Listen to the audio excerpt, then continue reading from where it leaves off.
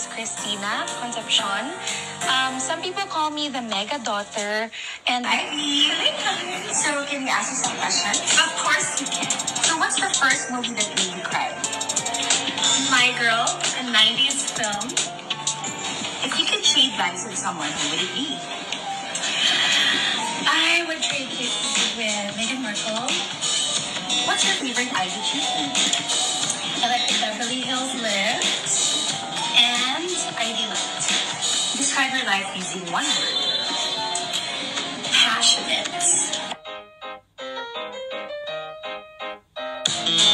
Things that other people don't care about. Sometimes Wow.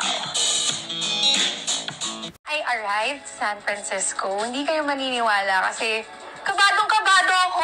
Yung puso ko parang naiiwan sa wings ng aeroplano. Yung gano'n. Parang, hindi ko alam, hindi ko mawari kung ano yung dapat kong ma-feel. Natatakot akong tumayo, kinakabahan akong umupo.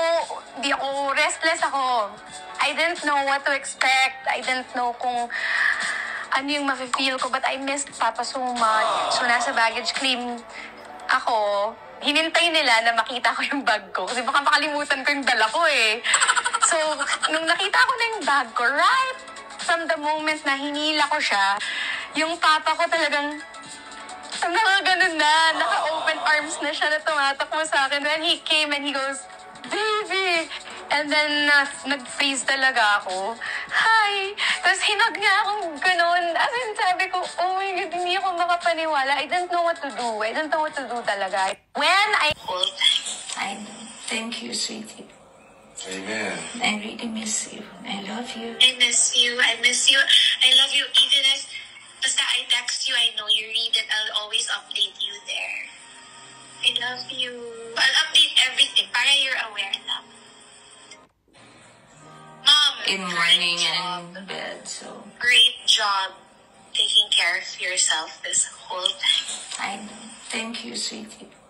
Amen. I really miss you. I love you. I miss you. I miss you. I love you. Even if basta I text you, I know you read it. I'll always update you there.